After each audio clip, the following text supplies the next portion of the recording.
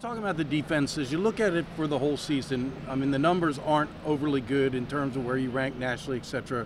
What is your general thought? I mean, we all know that you're playing some great offenses, but that's not going to change. You're going to be playing the same teams next year and the year after that. What's your general thought as to what y'all have to do to try to get a little? We just need to be more consistent. We have to coach harder, coach smarter. We need to get our guys in positions where they can be successful. Is there any thought that maybe you do try a different alignment? I mean, you guys made a radical change last week by trying out that 3-3-5 stack. I mean, number one, did you see some encouraging signs there, or is it too early to tell? No, there were some things that we can use. That, there were some good parts of it. There were some bad parts of it. Anything new that during a game you had to make some adjustments that we hadn't thought about beforehand. Right, because it's a new scheme. It's a new thing, but. I think it allows you to get a little bit more speed on the field. But yeah, overall there were some good parts of it. There were some bad parts of it that some things we really liked and some things that we didn't. I thought Mitch West really had a chance to show up. We may not have seen that had we not tried that alignment. So we just have to find ways to be creative and get our guys in good positions to be successful. So Kenny indicated a lot of Big 12 schools are now going to that look against the spreads. Explain to us again, he mentioned about cutting down on RPO windows.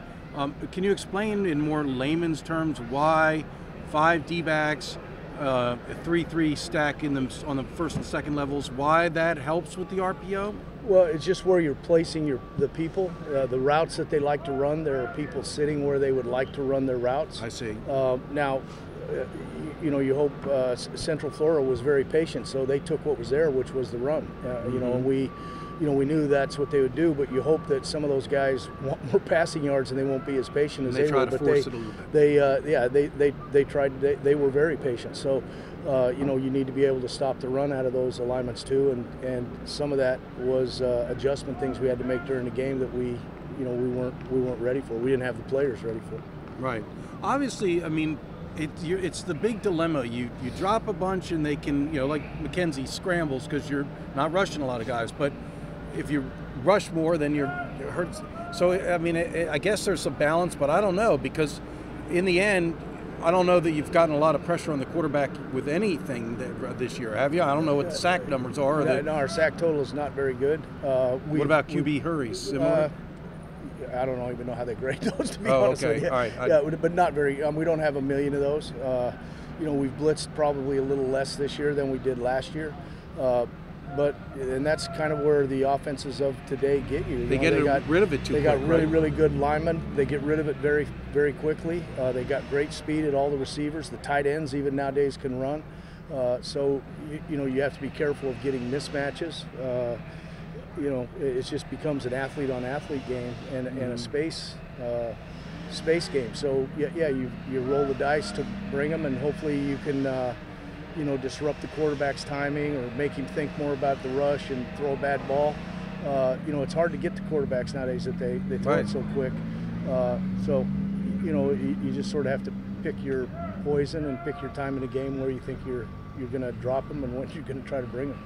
And I'm guessing like every year, at the end of the season, you sit down and look at everything and see if there's something you need to change, right? Yeah, we look at it after every week. I mean, we sit down and go, okay, these calls, we either can't do or we don't have the people to do them or they were bad. And I evaluate myself.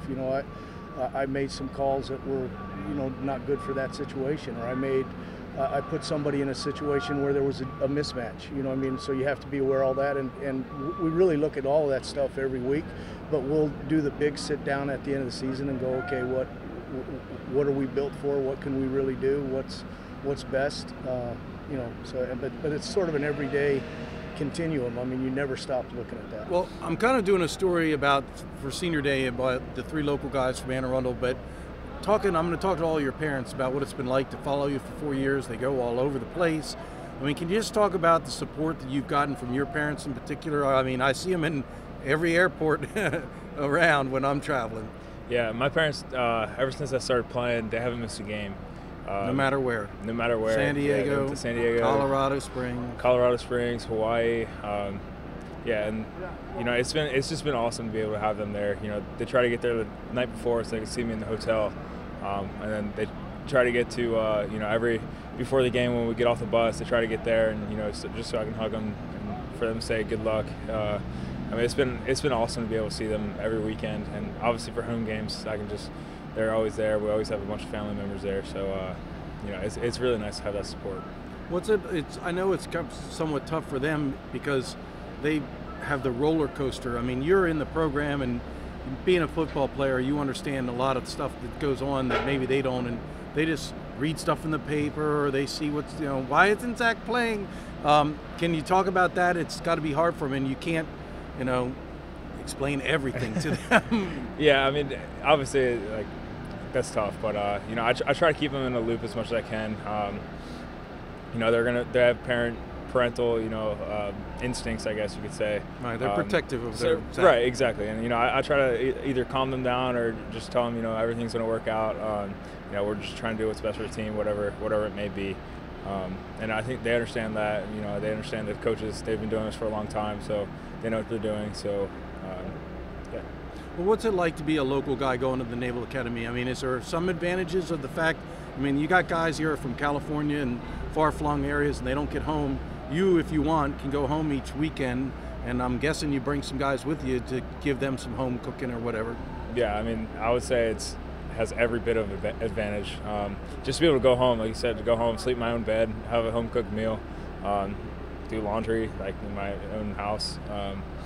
And yeah, whenever, if friends need a ride or a place to stay, they always know they can count on me and other guys locally around here. It means a lot because especially on the weekends where if we have a bye week or something, we can just go home, relax, take a load off, and even after games, I can just go home, watch the game with my family, get dinner, get lunch with them on Sundays, and hang out with them, and it's really good. It's really nice. So I know you have a special bond with all the seniors, but have you developed a particularly special bond with the two fellow Anne Arundel guys that came in here with you, Jarid and Jake? Yeah. I mean, definitely. I mean, Jake and I, we've been, we knew each other back when he was at Meade and I was at Spalding, just doing different all-star games and stuff. But and obviously, I knew Jarid just by Anne Arundel. We used to play 7-on-7 against them. I mean, I think our relationship's always been strong. We've always been good friends, and just to have that Anne Arundel, and even Evan, he's a younger guy, but I mean, I think. Yeah, it's been nice having him here. Every once in a while we'll talk about Spalding, how they're doing, and So last but not least, senior day. I mean, it's hard to believe it's here. Yeah, I mean, as a younger classman, you look at the seniors and you say wow, I can't wait to be in that spot, or or I feel like it's never gonna be, I'm never gonna be a senior, but no, it came fast. Finally, it's gonna be an emotional day. It's gonna be pretty emotional, but I'm excited to go out there and play at the last few. I asked you some of the same questions I asked Zach. Number one, what's it like to be a local guy going to Navy? I mean, you didn't have to go as far as a lot of your friends that are from Texas or California or wherever they may have come from. You're right down the road. It feels great. I can see my family all the time. Every time people come into town, they come down here. It's like a big attraction for them. So it's good to get my family down here.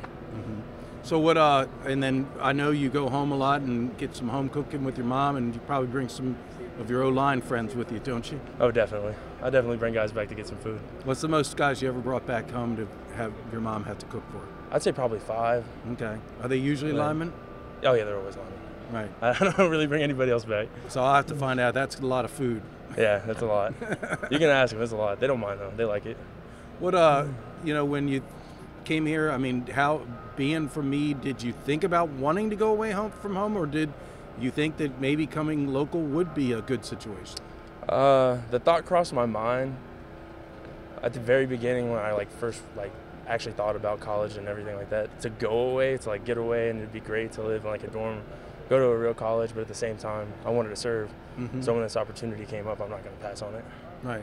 And so, I mean, 4 years of having your parents attend all the games. I mean, I'm on the flights with your dad all the time. We sat next to each other coming back from Cincinnati on an early flight. What does that mean a lot to you? I mean, I don't think your dad misses too many games, does he? Oh, no, it's a great feeling having him there. It's always better having him at the game than them at home, Why is that? Right, I get the criticism right after the game.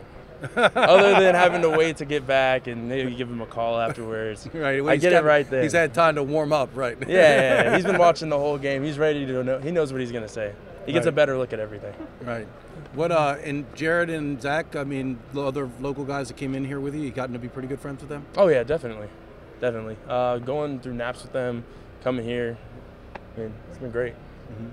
And so would you recommend other local guys from Anne Arundel go to Navy if they got the opportunity? Oh, definitely. I mean, you're close to home, free college. You got a job lined up afterwards. You're serving the country. There's nothing better. The story I'm doing is about you guys being local and going to Anne Arundel, to Navy. But I also want to talk about your parents because they are so incredibly supportive. And I was telling those guys I run into them at airports and I'm on flights with them all the time. And 100%. I'm amazed at their commitment. Yeah, definitely my parents, my biggest supporters. I mean, they're calling me before the night before games, at every game. I mean, my mom got so many miles just flying to every game, so it's awesome just to have, you know what I mean? So this year it's really like I'm kind of playing at home everywhere because I've just had my parents just everywhere with me, so it's been a great experience throughout the season. So during a home game, how many family, friends, what kind of contingent does Jarid Ryan get? Oh, at least 20. I mean, it's a big group every game. Everyone wants to come out and see me, especially for the last season. Mm-hmm. So, I mean, everyone, you know what I mean, it was a big part of my life, helping me getting here. So everyone's, for the most part, everyone's gotten a chance to come see me. So this last game is going to be a big one too. So I'm excited. How many people will walk out with you for senior day? Would it just be your mom? My mom, my dad, my sister, her husband, and my grandma. Okay. So it's quite a bit. Quite a bit. I had limited down too. My mom, of course, she's like, you need this person. Right, but I mean, yeah. So it's going to be a pretty cool experience. I'm excited. So I think you told me one time that you actually on the field with that helmet on, with all the noise, you can hear your mom? Yes. She's a lot. When we're down in the end zone by our fans. Because she sits in that one area, right? Oh, my. You can hear, "Two is my boo." You can hear her yelling at the top of her lungs. It's hilarious. So I try to lock in, so I try to block it out, but I can still hear it just in the background. It's funny. And then, like I was coming home with your mom from Cincinnati, and she's like, I got to hurry up and get home and get to church and then start making food because she said you were over there with guys waiting for some food. Yeah, we'll get back, and a bunch of guys will go back to the house. We're in the basement on the couch, and I mean, she has food ready for us in the morning, so it's awesome. Right. Waking us up for church, so it's cool. She I don't know how she balances it, but she does it though. Right. And Jake and Zach, you got to be pretty good friends with those boys? Oh, yeah, of course. It's been a great bonding experience with them. I mean, just being local guys. I mean, we really, especially growing up in this area, we're all familiar with each other, have the same mutual friends. So, I mean, we all already were pretty close coming in, and now we're just a tight group. It's awesome.